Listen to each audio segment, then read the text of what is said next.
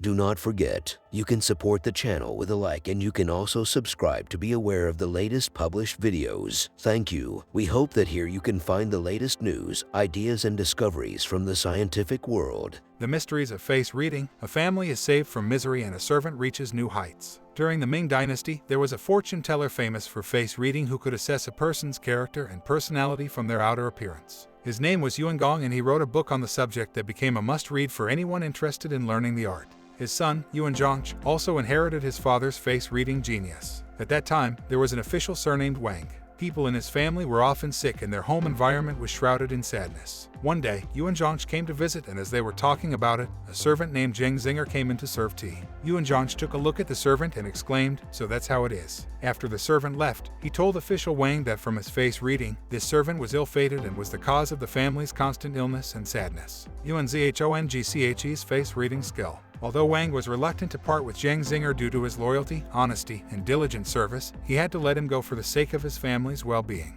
Indeed, after that, everyone in the family was healthy and happy, and all of them thought highly of Yuan Zhongche's face-reading skill. Since Zheng Zinger was truly a loyal person, he did not complain about being sent away for such a reason. With nowhere else to go, he ended up living in a dilapidated temple. One day, when Zheng Zinger went to use the toilet, he saw a cloth bag hanging from a peg on the wall. He opened the bag and found more than 20 taels of silver. At that moment, he was very happy and thought to himself, "With this money, I will get out of poverty." However, upon further reflection, he thought, "You and the face reader said that I am destined to be poor, so how can I enjoy this money? What if someone loses such a large sum of money and people end up getting hurt because of it? It's better to wait for the owner to come and return the money to them." After making up his mind, Zheng Zinger stayed in the same spot and waited. When it got dark, he found a straw mat and slept in the toilet, waiting for the owner to come. The next morning, just as it was getting light, a disheveled man with red eyes rushed in and saw that the peg on the wall was empty. He was shocked and said, "My things are gone, how can I go back?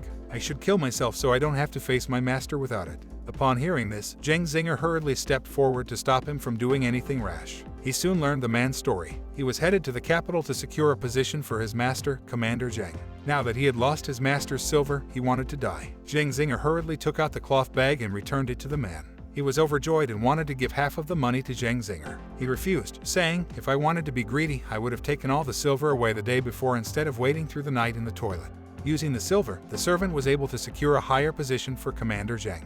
He also brought Zheng Zinger back home to report the good news and told his master about Zheng Zinger's honesty in finding and returning the silver. Commander Zheng was nearly 60 years old and had no heirs. He took a closer look at Zheng Zinger and said, "This is no lowly person. He has a generous and magnanimous heart, and he will have a great future ahead of him."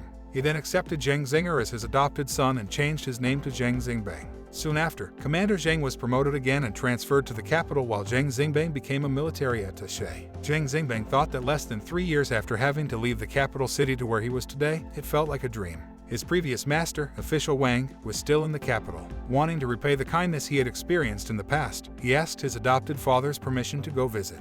His adopted father praised him and said, "Remembering the old while embracing the new is truly beneficial in life. Go ahead." Zheng Xingbang dressed in ordinary clothes and headed for official Wang's residence. Official Wang failed to recognize him at first, so Zheng Xingbang said to him, "Master, have you forgotten me so soon?" Official Wang took a closer look and realized that he was the servant whom he had sent away years before. In bewilderment, Wang asked, "What is going on?" Zheng Xingbang told him about his relationship with Commander Zheng, his adopted father. While they were chatting, a servant came in to report that Yuan Zhongche had come to visit.